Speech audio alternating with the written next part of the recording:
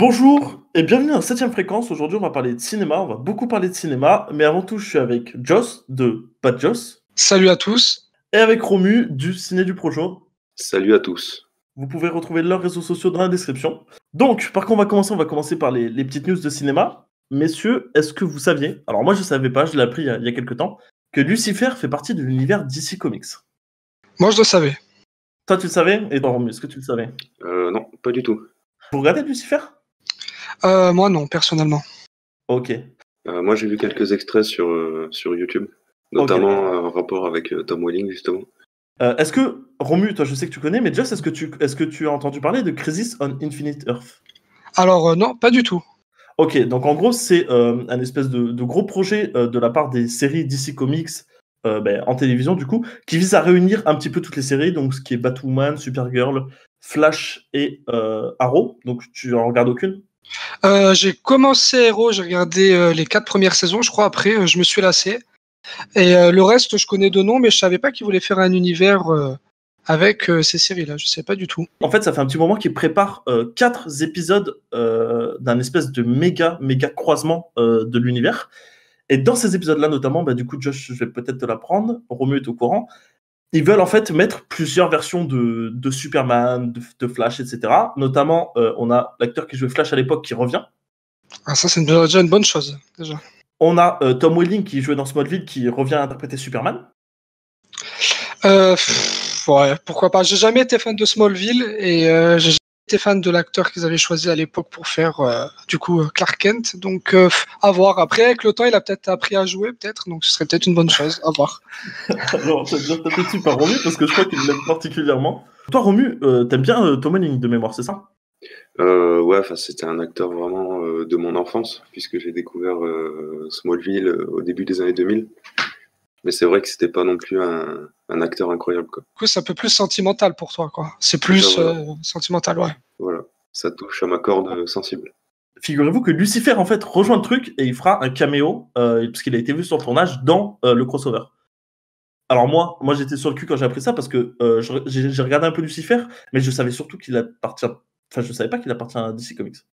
Ouais, du coup, c'est cohérent avec ce qu'ils veulent faire. Alors moi, pour le coup, ce projet, je trouve que pourquoi pas, au final. Après, je suis pas sûr de le regarder parce que Lucifer, j'ai vu quelques petits extraits aussi par-ci par-là, c'est pas trop mon délire. Mais je trouve que pourquoi pas, c'est intéressant, et même le fait de reprendre l'acteur de Smallville, ça prouve qu'il y a peut-être une cohérence, ils veulent essayer de faire quelque chose, donc pourquoi pas. Ils reprennent pas que l'acteur de Smallville, justement, ils reprennent aussi Brandon Routh qui jouait Superman dans Superman Returns. Ah, ça c'est pas mal, ça c'est pas mal. Et j'ai une info concernant ce crossover. Il se pourrait que Michael Keaton fasse une apparition. Ah, ça c'est cool. Il y a une photo qui a fuité. Ouais. Le journal, j'ai vu aussi, ouais, en effet. Peut-être qu'ils veulent le... Il me semble qu'ils veulent le lier dans un certain univers aux événements du film de Tim Burton. Ouais. Donc, à voir, hein. Ce serait peut-être intéressant qu'on ait des personnages du film dans le crossover. En tout cas, ils ont l'air d'avoir quelques ambitions. Maintenant, ça reste de la télé, donc à mon avis, c'est pas du MCU non plus, quoi. Mais bon, ça a l'air d'être... Ça sera peut-être meilleur que Justice League. Déjà, est-ce qu'on peut faire pire que Justice League? Alors, une petite anecdote, messieurs. Brandon Routh, donc, comme je vous en parlais à l'instant, est-ce que vous saviez qu'il connaissait Jason Momoa depuis très longtemps, parce qu'en fait, ils sont allés à l'université ensemble. Ah non, pas du tout. Alors là...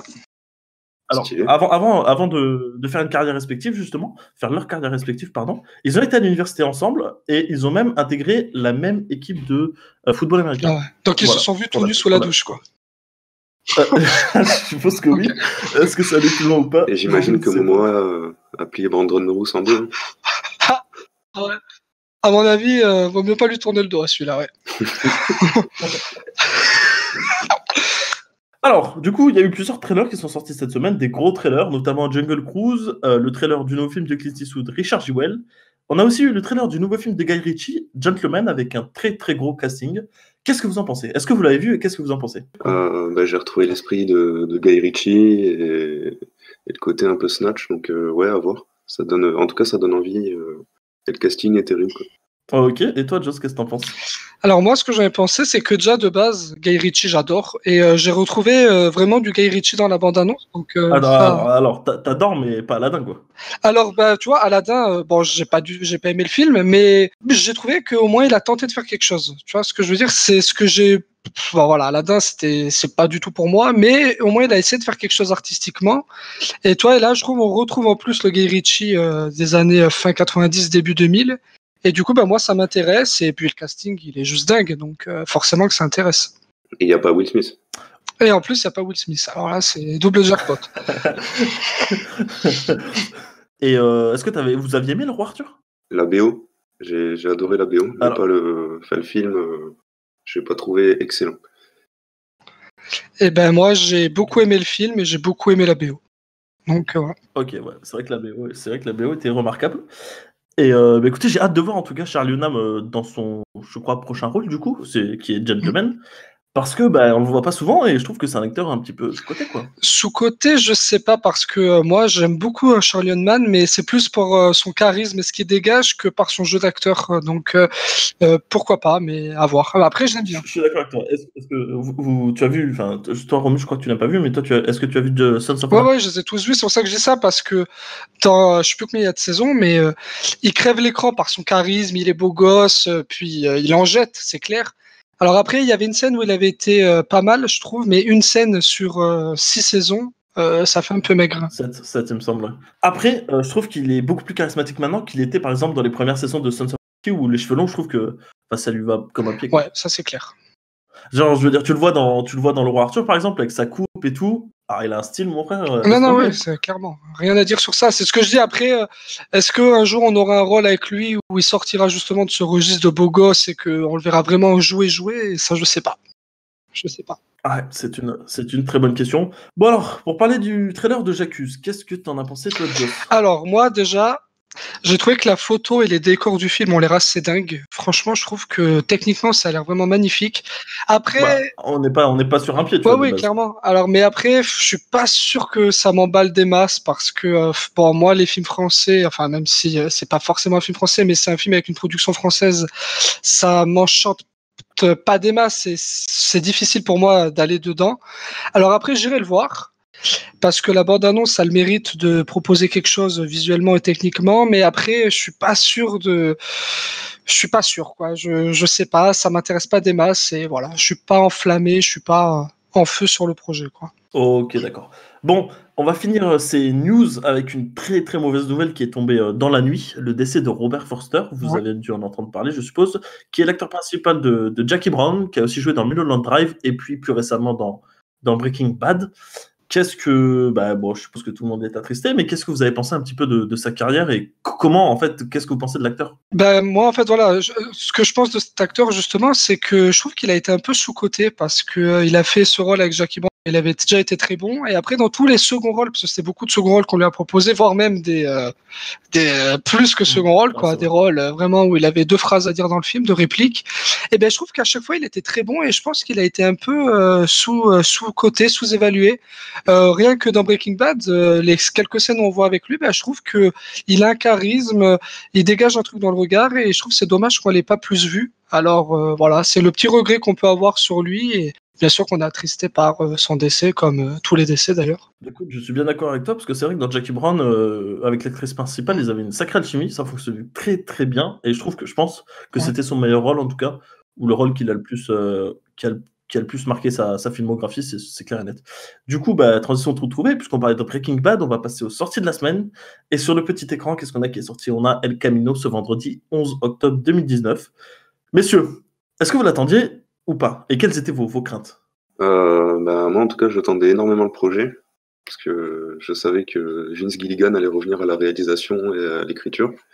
Donc j'attendais énormément ce projet, mais j'avais quelques craintes, puisque on a déjà vu ça, les revivals de séries, et on sait, je sais ce que ça donne, quoi.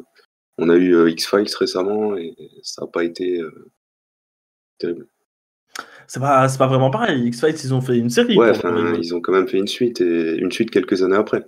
Oui, certes, mais c'était pas un film, tu vois. Et puis je suis pas sûr que ce soit tout le crew de X-Files de l'époque qui soit revenu. Si, c'est tout le crew d'origine. À la prod et tout. Ouais. Ok. Bon, très bien. Alors moi, j'attendais le film, oui et non. Pourquoi? Parce que Breaking Bad, je suis fan de Breaking Bad, je pense comme beaucoup de gens, comme beaucoup de cinéphiles. Et je trouvais que la série, en fait, avait une fin parfaite, ce qui est très rare. Et du coup, forcément, une suite, j'avais beaucoup de craintes parce que pour moi, en fait, ils avaient tout à y perdre. En fait, alors oui, quand je voyais qu'il y avait Vince Gilligan qui revenait, ça rassure un petit peu. Du coup, forcément, ça attise la curiosité. Mais en fait, j'avais peur que, en fait, qu'est-ce qu'ils avaient à gagner en fait? Et c'est ça qui me faisait un petit peu peur. Donc, forcément, j'avais hâte de le voir, mais j'avais quand même beaucoup de craintes que ça gâche un petit peu la série et surtout la fin de la série. Alors, je suis d'accord avec toi dans le sens où la fin est très très bien. Cependant, je trouve que quand même sur la fin, le personnage de Jesse Pinkman a eu une fin relativement cut, quoi. Je veux dire, sa fin, même si on comprenait ce qui se passait, on comprenait son personnage, ce qu'il allait vivre, etc., il a quand même eu une fin où, voilà, le plan, c'était un cut et puis on n'en parlait plus, quoi, de lui. Du coup, c'est ça que je trouve qui est intéressant pour le coup sur le projet, c'est que c'est un film centré sur Jesse. Et justement, on se demande un peu, Jesse, qu'est-ce qu'il en était. Donc ça, pour le coup, c'est quelque chose d'assez intelligent. Voilà. C'est la seule chose qui m'a un petit peu rassuré au départ sur le projet, c'est que ça soit centré sur Pinkman.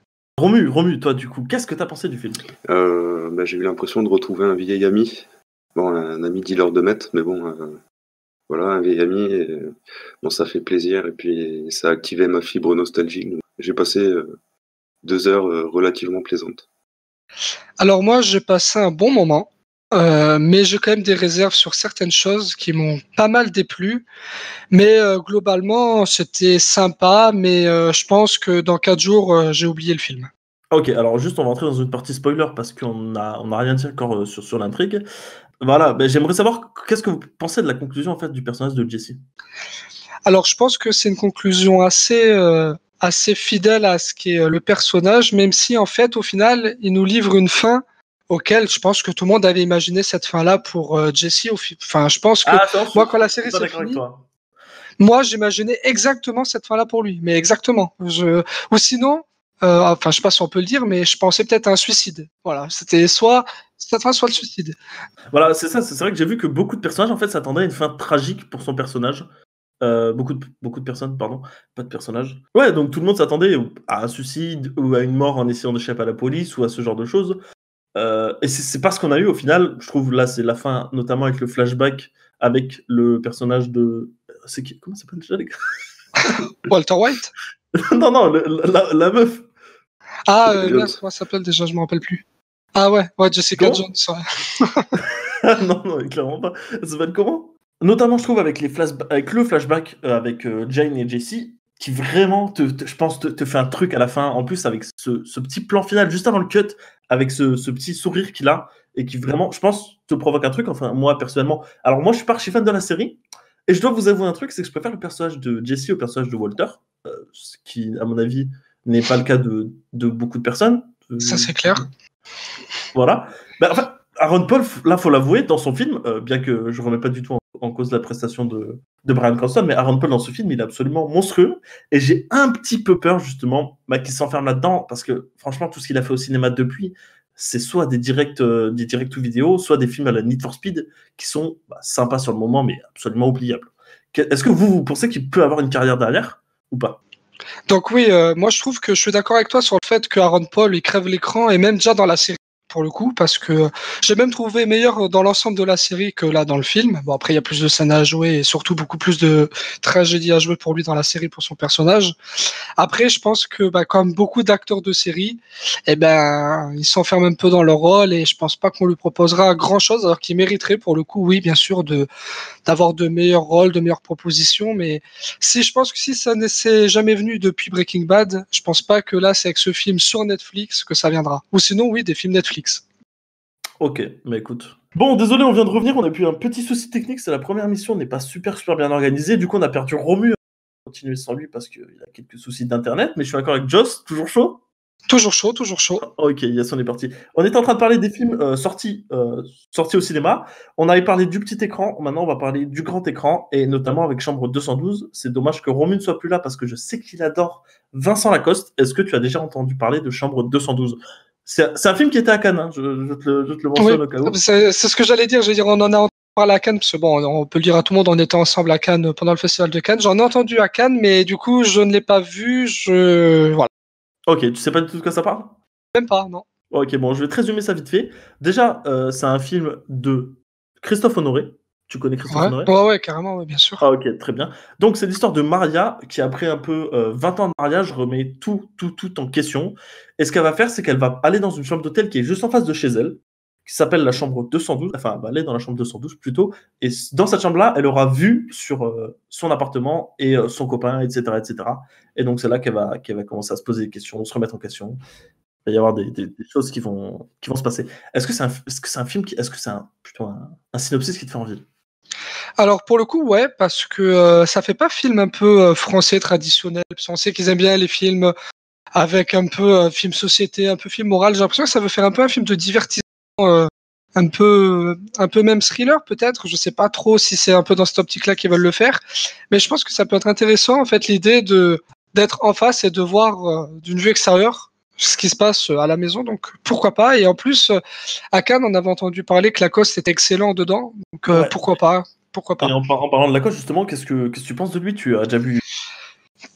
J'ai vu, c'est quoi, Les Puceaux qui fait un film comme ça, non, qui s'appelle Les Oh Puceaux. là oui, je crois que ça remonte, ça. T'as pas pris le meilleur en plus, hein? Ouais, mais déjà je l'ai trouvé drôle dedans. Tu vois, alors c'est pas fou, mais j'avais trouvé assez drôle dedans. Après, non, j'ai pas vu 60 films. Après, comme je l'avais déjà dit avant, les films français, je suis pas ultra calé dessus. Ouais, bah justement, au Festival de Cannes de l'année dernière, il y avait eu Plaire, aimer, courir vite. Je sais pas si tu en as entendu parler. Je m'en rappelle. Il me Ouais, semble qu'il jouait un homosexuel dedans et qu'il était très très bon. Ouais. Donc voilà, écoutez, c'est un film, pourquoi pas y aller, hein. Pourquoi pas. Ouais. Autre film qui, lui, cartonne plutôt en ce moment, et je ne parle pas du Joker, je parle de Papy Chat. C'est l'histoire c'est une histoire qui se passe à Alger dans les années 90, et le film raconte l'histoire de Nejama, une jeune femme de 18 ans, qui se bat pour la liberté de son pays en organisant un défilé de mode. Voilà, c'est ce qu'elle aime faire, c'est la mode. Elle organise un défilé de mode, et là-bas, en fait, c'est interdit. Donc voilà, elle va se battre un peu pour l'ouverture d'esprit de son pays, et puis des libertés là-bas. Et c'est un film qui fait extrêmement parler de lui, qualifié de chef-d'œuvre à tout bout de champ, tout le temps, claque de la vie pour certains, les gens ressortent en pleurant, enfin voilà, apparemment c'est un film coup de poing, qui était au Festival de Cannes aussi, il me semble. Ouais. Qu'est-ce que t'en penses, toi? Alors, j'en pense que, vu le synopsis, ça a l'air d'être un très beau film, très clairement. Je pense que avec un peu une touche de film, d'ailleurs, j'ai un peu l'impression, mais c'est un peu la tendance du moment, et pourquoi pas. Après, c'est toujours pareil. Moi, ça me donne pas spécialement envie. Alors après, ouais, peut-être que demain je vais le regarder, je vais te dire c'est un chef-d'œuvre et c'est magnifique, c'est ce que tout le monde a l'air d'en dire. Mais moi, comme ça sur le papier, ça me donne pas spécialement envie. Et surtout encore, voilà, c'est encore des films avec un sujet un peu sérieux, un peu dur. Et franchement, voilà, j'ai pas envie de ça et ça m'intéresse pas. Mais c'est un très bon film. C'est très bien. Très lourd et pesant à regarder. Ouais, voilà. Un peu comme Joker, on y reviendra après, c'est pas trop pareil non plus. Ouais. Le dernier film, vous n'avez pas pu rater l'abondance si vous êtes allé au cinéma récemment, il passe un petit peu partout et tout le temps. C'est un film de Nicolas Vanier, à savoir Donne-moi des ailes. C'est l'histoire d'un père et son fils qui sont un petit peu éloignés, voilà, le jeune est assez geek, etc. Et ils vont se rapprocher en ayant un projet en commun, à savoir sauver une espèce d'oie en voie de disparition. Pardon. Le tout grâce à un ULM. Joss m'a vendu ça comme... tu m'as vendu ça comment déjà? Un tracteur volant. Voilà. Alors qu'en réalité, c'est un planeur léger et motorisé. Ouais, bah, un tracteur volant, quoi. Voilà. Est-ce que... Alors, ça a l'air pareil d'être un très beau film. Je ne sais pas ce qui se passe avec le cinéma français en ce moment. Ça se passe plutôt bien, hein, en réalité. Ça fait quelques années que ça a l'air de s'améliorer d'ailleurs. Ouais. Écoute, pareil, toi qui as vu la bande-annonce 35 fois, qu'est-ce que t'en penses? Donc oui, la bande-annonce, je me la suis coltinée je ne sais combien de fois au cinéma. Pour le coup, c'est toujours pareil, voilà, j'irai pas le voir, mais par contre, si un soir il passe à la télé, j'irai avec grand plaisir, parce que je pense que ça peut être pas mal. Je pense que ça peut être une belle histoire. Alors après, ça a l'air d'être un peu toujours pareil, et ça fait un peu film M6, un peu trop film M6 à mon goût, mais pourquoi pas, ça va être une belle histoire, c'est un peu un film familial, à regarder voilà, à la maison un dimanche après-midi quand il pleut et que t'es au bout du rouleau, donc pourquoi pas. Voilà. Est-ce que tu as une idée de ce dont on va parler en dernier? J'espère que c'est le Joker. J'espère vraiment. Non, c'est Playmobil le film. Ah ouais, bah, On j'ai parle des choses dessus. à dire sur Playmobil aussi. Non, évidemment, on va parler du Joker. Bon, voilà, on va pas. Franchement, tout le monde en parle à tort et à travers, donc on va essayer de faire vite. Ouais. Josh, ton avis en bref, je sais que tu pourrais disserter dessus pendant 4 heures. Ah ouais, ah là, Je vais ouais. le dire assez rapidement. Alors, moi, je trouvais que c'était une énorme claque dans la gueule. Je pense que c'est. Ce qui est sûr, c'est que c'est mon film préféré de l'année en termes d'émotion que ça m'a procuré. C'est-à-dire que je suis sorti de la salle, j'étais bouche bée, j'étais estomaqué. Et je pense même que c'est ma claque ciné de ces peut-être 2-3 dernières années. Ça fait longtemps que je suis pas sorti d'une salle de cinéma en étant comme ça sur le cul, parce que j'étais vraiment sur le cul. Et ouais, c'était incroyable, quoi. C'était fou. Bah Fou. écoute, tout pareil, j'avais pas ressenti ça depuis. Alors, c'est pas du tout la même question, mais depuis La La Land, on va dire. Ah ouais. J'étais jamais sorti d'un cinéma comme ça. Ben moi, je crois que c'est depuis Drive, tu vois. Voilà. Moi, je pense que Bah, c'est dans depuis Drive, Drive. c'est pas ces 2-3 dernières années, c'est ces 8 dernières Non, années. non, ouais, mais Drive, tu vois, c'était un peu un ovni, tu vois. Drive, on allait voir Drive sans trop savoir ce que ça allait. Et je suis sorti de Drive en me disant, putain, j'ai pris une claque dans la gueule. Et ben là, c'est un peu pareil. Parce que oui, bien sûr que depuis, j'ai eu des claques, mais des claques que je m'y attendais un peu. Là, bon, je savais que Joker, avec tout ce qu'on a entendu, ça allait être bien, mais j'ai vraiment pris une claque, un uppercut dans la gueule, et ça fait longtemps que j'ai pas eu ça. C'est vrai que depuis qu'il a gagné le Lion d'Or à la Mostra de Venise, il y a une espèce de hype Joker qui s'est lancé d'un coup.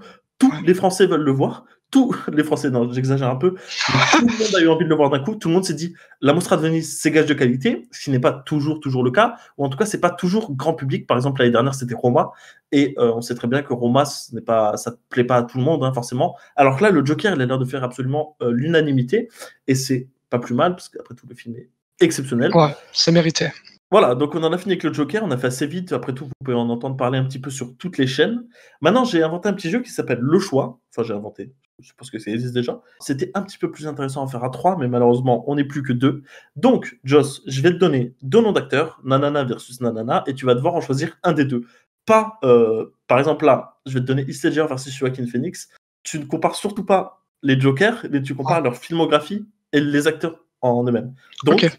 Heath Ledger versus Joaquin Phoenix. Qu'est-ce que tu m'en dis? Joaquin Phoenix. Ok, pourquoi? Pourquoi? Parce que il a quand même une filmo due à son âge et plus importante, parce que malheureusement Heath Ledger nous a quittés, donc c'est logique que Joaquin Phoenix a fait plus de grands rôles, très clairement.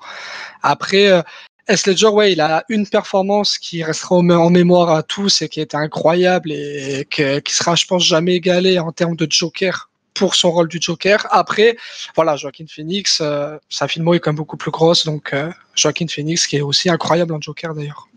Ok, bon, la prochaine, je connais probablement la réponse, mais je vais te la poser quand même. Vas-y. De Niro versus Al Pacino. De Niro. De Niro, ok. Tu n'es pas obligé de te justifier. Hein. Bah, je vais me justifier pour la peine. Alors, Vas-y. pourquoi De Niro? Parce que bon, là, c'est deux monstres sacrés du cinéma. C'est deux monstres. Pourquoi De Niro? Parce que je trouve que De Niro a fait plus de rôles différents. Il a tenté plus de choses. Après, il a fait beaucoup plus de... Alors, pour le coup, je pense que De Niro a fait plus de nanars que Al Pacino.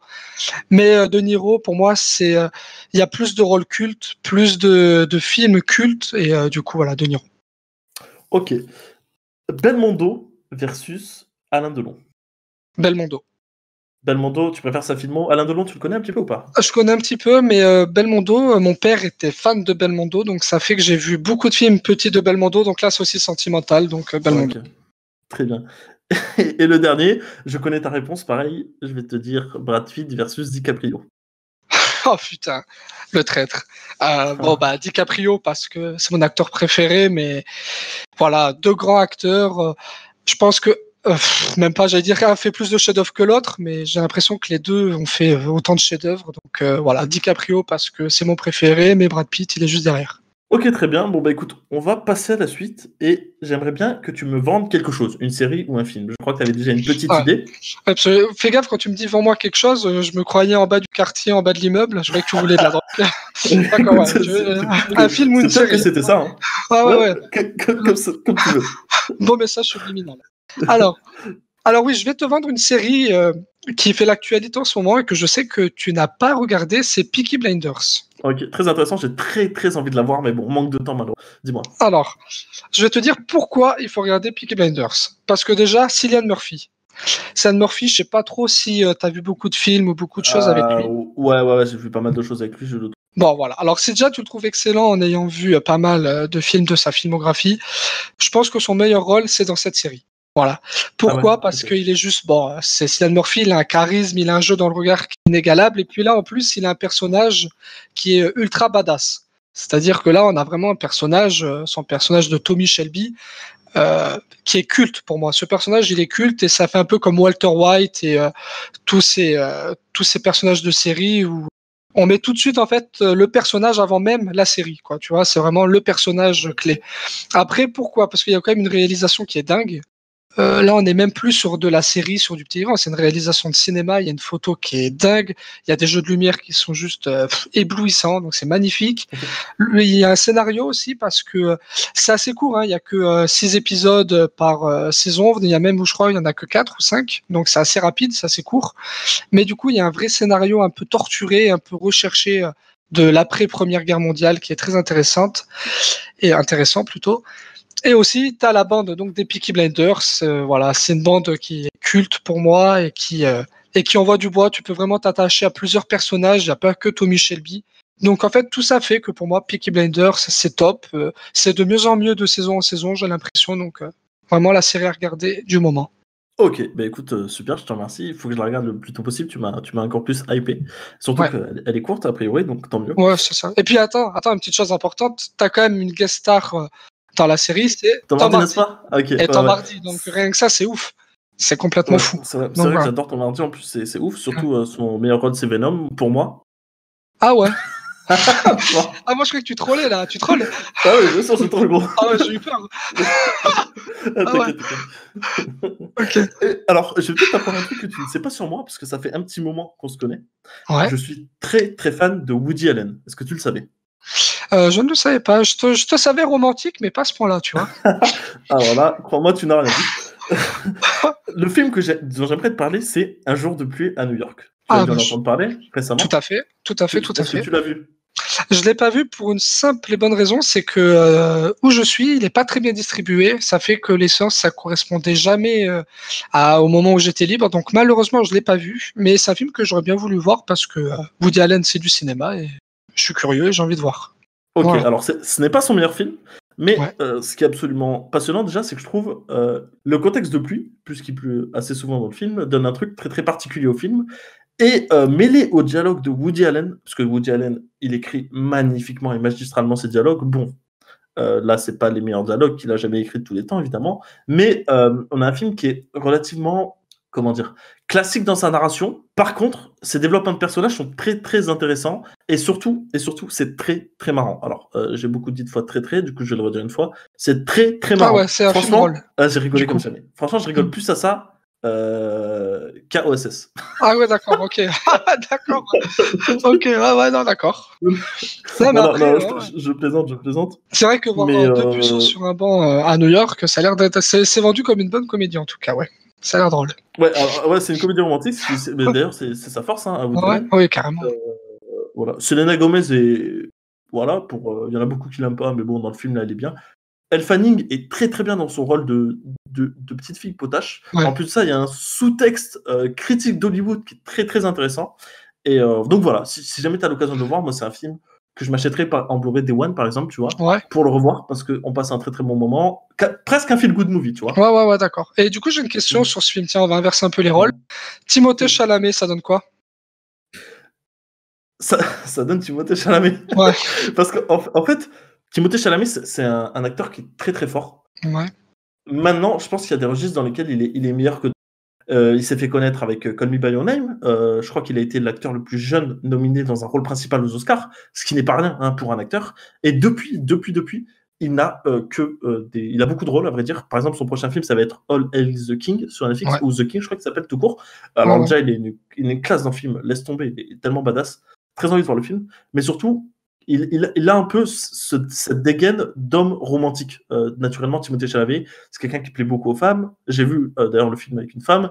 Elle était là en train de me dire il est trop beau. Ouais. Enfin, voilà, tu vois, c'est vraiment, je pense qu'il a la gueule de l'emploi pour ce genre de film. Ouais, ça, et maintenant, Woody Allen, c'est devenu un peu, et c'est ça que j'adore chez Woody Allen, c'est que quasiment jamais il ne réutilise les mêmes acteurs. C'est un mec qui veut absolument exploiter un peu toute la jeunesse montante à Hollywood et dans le cinéma de manière générale.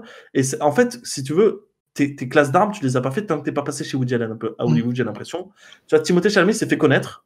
La prochaine étape après s'être fait connaître, c'est Woody Allen. Selena Gomez, elle commence en cinéma. La prochaine étape, c'est Woody Allen. Elle Fanning, c'est un peu différent, ouais. Elle, pour le coup, voilà, ouais. c'est un petit peu différent. Mais je trouve que Woody Allen, t'en rajoute un espèce de statut assez goldé, en fait, à ton image. En mode, est-ce que tu as joué avec Woody Allen? Oui. Ok, t'es validé. Non. Ok, vas-y, faut que tu passes. Tu vois, un petit truc comme ça. Et je trouve que c'est ça qui est trop bien. Par exemple, à l'inverse d'un Christian Bale qui a tourné X fois avec Nolan, Woody Allen ne réutilise pas tout le temps les mêmes acteurs. Et je trouve ça très très intéressant, surtout qu'il dirige très très bien. Non, ok. Si un peu j'ai pu te le vendre, je sais pas si c'était une autre question. Non, c'est bon, c'est tout ce que je voulais voir. Donc, le film m'intéressait à la base, au départ, donc du coup, pourquoi pas. Pourquoi pas. Ok, super. Pour clôturer cette session de 7ème fréquence, je crois que tu avais un truc à nous parler. Ouais. Alors en fait, je vais vous parler de Christopher Nolan. Alors, pour ceux qui me connaissent ou ceux qui ne me connaissent pas, je vais vous le dire, je suis fan de Christopher Nolan. Mais en fait, j'ai pas envie de parler de lui en le moussant, en faisant du fan service, du fanboy, tout ça, parce que sinon on est là jusqu'à demain. Ça t'es fort. Quoi? Ça t'es fort pour le mousser. Ouais, je suis fort pour le mousser, ouais, exactement. Je pourrais le mousser des heures. Alors en fait, non. En fait, ce que je voulais dire, c'est que j'ai fait un rapport en fait entre le film Joker qui cartonne et Christopher Nolan. Tu vas me dire, c'est quoi le rapport entre les deux? En fait, je pense que si on a eu le film Joker, c'est grâce à Christopher Nolan. Pourquoi? Parce que il faut savoir déjà que c'est un petit peu lui. Ouais. Il faut savoir que c'est lui qui a quand même déterré Batman et qui l'a rendu cool. Parce que avant Batman Begins, on avait quand même que des films Batman assez moyens. Alors bon, le premier avec Nicholson et tout ça de Tim Burton, ok, mais le reste c'est quand même très moyen, voire même complètement catastrophique. Du coup, il a fallu attendre plusieurs années pour avoir un bon film Batman avec Batman Begins. Il a rendu du coup Batman un petit peu plus cool et il a surtout rendu extrêmement cool avec le chef-d'œuvre The Dark Knight en 2008. Donc du coup, 20 ans après le Batman de Tim Burton. Et en plus, il nous offre un Joker juste exceptionnel avec Heath Ledger. Et en fait, avec ce film, il a rendu Batman badass, Batman cool. Depuis, on voit des t-shirts Batman de partout. On voit Batman, en fait, il a un peu déterré, il a rendu moins has-been. Parce que moi, qui suis fan de Batman depuis que je suis tout petit, c'est pas que j'avais honte de dire que j'étais fan de Batman et tout ça, c'est pas ça, mais depuis The Dark Knight, t'es un peu plus affirmé, quoi. En tant, voilà, tu te dis, ouais, moi, Batman, je suis fan, et tu passes limite pour un mec cool, tu vois. Donc, du coup, il a quand même... Du coup, il a pas déterré que Batman, il a aussi déterré Bad Joss. Il a déterré Bad Joss, tout à fait. Bad Joss qui dormait au fond dans son lit, et là, du coup, il est sorti de la Batcave. Et en fait, depuis, du coup, The Dark Knight, qui était un chef-d'œuvre absolu, il y a beaucoup de cinéastes qui a eu un peu le fantasme de faire un peu un Batman et surtout un Joker. Beaucoup d'acteurs ont voulu jouer le Joker parce que forcément, après ce qu'a fait Heath Ledger, ça a un petit peu fait vibrer tout le monde. Parce qu'il faut savoir qu'après, du coup, on a quand même eu, de manière assez rapprochée dans le temps, on a eu The Dark Knight Rises, le dernier des Nolan, et après on a surtout eu Batman vs Superman, Justice League, Suicide Squad, même si c'est pas Batman, c'est dans l'univers Batman, et d'ailleurs il y a Batman dans le film. Après on a eu la série Gotham, on a The Batman qui sort dans 2 ans, il y a Bird of Prey qui sort l'année prochaine. En fait, ça a créé un peu une hype Batman depuis son Dark Knight. Et en fait, j'ai l'impression que tous les cinéastes, depuis, sont un peu à la recherche. Eux aussi veulent faire leur Batman ultime. Eux aussi ont ce fantasme-là parce qu'eux aussi ont été enfants, eux aussi ont été adolescents. Donc certainement qu'eux aussi ont été fans du comics. Et surtout que Joker, pour parler après donc, du Joker dans l'univers Batman, c'est un petit peu... pour un acteur, c'est un kiff à jouer le Joker. C'est artistiquement, c'est juste sublime. Ça doit être trop kiffant à faire. Je suis d'accord avec toi. Et je trouve que c'est d'ailleurs un rôle qui est jouer la folie, c'est absolument propice aux Oscars. Et le Joker en particulier, je pense que c'est un rôle que beaucoup d'acteurs doivent avoir envie. Bien sûr, la preuve, Heath Ledger il a gagné en Joker. Joaquin Phoenix, en tout cas, je pense qu'il sera nominé. Et j'espère qu'il gagnera, mais nominé, c'est sûr. C'est quasiment sûr qu'il l'aura. Donc du coup, ça ferait 2 acteurs qui gagnent l'Oscar en jouant le Joker, en jouant en gros le même personnage. C'est quand même du jamais vu, ça, c'est assez incroyable. Et du coup, c'est en fait tout ça, voilà, c'est Nolan qui a lancé ça. Alors après, Nolan, il aime bien faire ça. J'ai l'impression que Nolan, il offre aux gens ce que les gens veulent voir. Et donc moi, du coup, ça marche la folie parce qu'il nous offre un film incroyable avec Interstellar, il nous offre un film d'espionnage incroyable avec Inception, et d'ailleurs son prochain film, c'est encore un film d'espionnage. Il nous offre donc un truc de super-héros incroyable avec la trilogie Batman. Il nous offre un film de guerre que je sais que t'aimes pas, mais moi que j'ai adoré, c'est Dunkerque. Alors oui, c'est pas le meilleur film de guerre de tous les temps, mais il Non, en propose fait, quelque chose. c'est pas ça. Ouais, je suis d'accord avec toi. Il propose quelque chose, mais en fait, le problème pour moi, c'est beau, mais c'est tout. En fait, t'as absolument, je trouve, aucune émotion, tu ne ressens rien, contrairement au film Joker, par exemple. Et c'est ce qui fait, malheureusement, défaut au film. Techniquement, le film est maîtrisé et il faut savoir reconnaître quand un film est maîtrisé techniquement. Là, c'est le cas. Mais je trouve qu'en termes d'émotion, voilà, par exemple, Tom Hardy, il dit 2 mots dans le film, tu ne ressens vraiment rien. C'est le Ouais. problème du film, je trouve. Je suis d'accord sur le fait que les acteurs n'ont pas une grande influence sur le film, au final, parce qu'il y avait aussi Cillian Murphy, il y a Tom Hardy, et c'est vrai qu'au final, on les a oubliés qu'ils étaient dans le film, tellement qu'ils sont pas forcément utiles et qu'il aurait pu prendre des randoms inconnus totalement pour faire ces rôles-là. Après, il a quand même fait un film de guerre qui, pour moi, m'a marqué. Voilà, parce que quand il y a les avions qui passent au-dessus de la plage, il y a tout qui explose et tout, moi, je trouvais ça juste incroyable, le bateau qui coule, et je trouvais ça juste incroyable. Donc, du coup, voilà, il offre à chaque thématique ce que les gens veulent voir. Voilà, tu veux de la science-fiction de grand niveau, je t'en offre, de l'espionnage, je t'en offre, ainsi de suite, ainsi de suite. Le Prestige, pareil, on n'en parle pas beaucoup, mais c'est juste un chef-d'œuvre. Et du coup, voilà, pour revenir sur le sujet de départ, je veux dire merci à Christopher Nolan d'avoir remis Batman au sommet de la pop culture. Et du coup, ça nous a offert donc des merdes, malheureusement, comme Justice League, Suicide Squad et compagnie. Mais surtout, je pense que sans The Dark Knight, on n'a pas le Joker qu'on a eu cette semaine. Ok, bah écoute, très intéressant. Alors j'ai une question pour toi du coup. Ouais. Est-ce que sans Tim Burton, on aurait eu la trilogie Dark Knight? Eh ben, je pense que non, en fait, parce que je pense que bah, moi, Tim Burton, je suis pas fan. Je respecte le cinéaste, il a vraiment son style, mais son style ne me plaît pas, ça me convient pas. Mais je respecte tout à fait c'est un grand cinéaste et je le respecte. Et je pense que les gens ont été un peu frustrés de Batman dans les années 90 parce que Batman, le premier du nom, a beaucoup de gens qui l'adorent, qui adorent énormément ce film. Mais après, ce qui a été fait après, ça a créé une grosse frustration. Je pense que les gens se sont dit ah, c'est dommage, il y a un potentiel, on peut faire mieux. Et je pense que c'est ce que Nolan s'est dit. Forcément, il a vu l'opportunité de se dire moi, je vais faire quelque chose de mieux. Mais je pense que sans Tim Burton, je suis pas sûr que Nolan il ait fait ça, surtout en fait. Voilà, surtout un film aussi sombre. Ok. Alors, si je peux me permettre de faire une petite remarque, je suis d'accord avec ce que tu dis. Et je pense, alors c'est pas une remarque sur ce que tu vas dire, c'est plutôt une remarque. Je trouve que aujourd'hui, les films sombres et les films un peu qui traitent de la folie sont propices en fait, sont presque conditionnés pour être extrêmement bons. Si tu veux faire un bon film, pour moi, il y a une recette magique. C'est que tu mets un personnage fou, un truc très très sombre, et quand je te parle de sombre, c'est violent psychologiquement. Pas forcément violent physiquement, mais violent psychologiquement.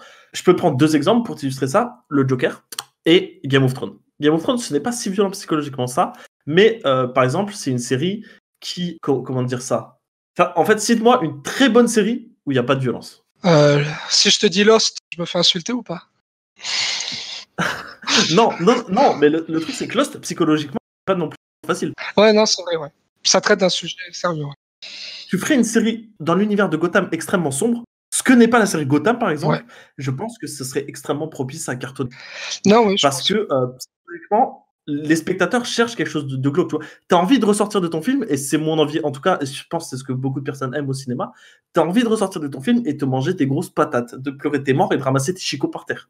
Tu vois ce que je veux dire? Ouais, non, oui, carrément. Après, moi, c'est ce que je recherche aussi. Après, il y a des... moi, que je connais, ils n'ont pas du tout aimé le film Joker parce que justement, ils disent trop violent, trop mou, blablabla. Alors que nous, justement, c'est ce qu'on recherche. Tu vois, vraiment une vraie expérience métaphysique parce que c'est dingue. Ça dépend des gens. Je vais te donner un exemple peut-être un peu plus concret, un peu plus parlant. Entre Infinity War et Endgame, tout le monde a préféré Infinity War. Est-ce que tu es d'accord avec moi? Ouais, De manière générale, le film est meilleur Infinity War. Ouais. Et pourquoi? Parce que ça finit mal. Parce qu'il est plus sombre. Ouais, il est plus sombre. Et voilà, il est beaucoup plus sombre. Endgame, c'est bon, ça a mis un Thor en gros lard, les gens s'étaient pliés. Non, oui, non, c'est clair. Ça, je suis d'accord. Non, je suis d'accord, mais après, le problème qu'il y a, c'est que les studios actuels, ils préfèrent viser du tout public. Et c'est un peu le problème du cinéma pour moi hollywoodien actuel, c'est qu'à force de vouloir viser du tout public, tu finis avec des Ant-Man et des Ant-Man et la Guêpe et des conneries de ce genre. Et du coup, tu laisses pas assez la chance à certains cinéastes de proposer quelque chose. Et là, regarde, c'est ce qu'on voit. Ils disent à Todd Phillips, c'est la Warner, qui dit un peu carte blanche. Et quand tu vois le résultat, c'est incroyable. Le budget du film est petit. Alors voilà, la Warner, déjà, ça va leur faire comprendre. Avec 55 millions, quand ils vont ramasser 800 millions derrière, ils vont être là en mode vas-y, sors-nous des jokers toutes les 2 minutes. Ils vont peut-être laisser plus de cartes blanches, ce qu'ils faisaient pas par exemple avec Suicide Squad ou des films comme ça. Et si je pense que Venom par exemple est mauvais, c'est parce qu'il n'est pas rated R et qu'il n'est pas sombre. Bah, bien sûr, tu vois. bien sûr. Ça l'aurait été, genre à la base, hein, on nous parlait d'un projet rated R de chez Sony, mais le truc c'est que Sony, ils se pétochent à chaque fois qu'ils font un film parce que leur studio il a 2 doigts de finir en Titanic. Et du coup, ils ont peur de faire des films rated R parce qu'il y a moins de public, forcément. Enfin, il y a moins de public. Peut-être que les gens vont moins aller le voir, Ouais, les enfants ne peuvent pas y aller, donc ça va être un film, etc. Mais ils auraient fait un Venom qui cartonnait, mais alors déjà, Tom Hardy il aurait été incroyable dedans. Ah. Même si là, il est bien, tu vois, c'est Tom Hardy qui sauve le film du naufrage complet. Et on aurait eu un Venom rated R, mais ça aurait été une dinguerie, en fait. C'est sûr et certain. C'est pour ça que je pense que pour moi, les studios, ils prennent le sujet à l'envers. En fait, ils préfèrent faire un film tout public pour que ça fasse plus d'entrées sur le moment, mais ils oublient une chose, c'est que un film comme le Joker, là, donc un film qui est violent, qui est pas tout public, il va devenir culte et sur la durée, il va plus rapporter, alors que ça peut-être pas plus rapporter financièrement, mais en termes de, comment on peut dire, de standing pour le studio, ça va être Joker, dans 30 ans, on en parlera encore. Que par exemple, Bad Venom, John n'en parle plus un an après. Et je pense que là, pour ça, ils prennent le sujet à l'envers. Vaut mieux faire moins de recettes directes, mais en faire plus dans le long terme, en faisant quelque chose de culte, en vendant des goodies, parce que là, il faut pas se leurrer, ce qui se passe avec le Joker, dans quelques mois, quelques années, les t-shirts, les conneries de ce genre, les posters, les mugs, j'en sais rien, ça va fleurir de partout. Parce que, surtout que c'est un personnage de la pop culture, donc ça touche un peu les geeks et compagnie, ça va être fou ce qu'ils ont fait. Et ça, c'est une bonne idée, mais il faut qu'ils continuent comme ça dans ce sens, il faut pas qu'ils nous fassent, d'ailleurs, une connerie, un Joker 2. Ça, c'est le risque.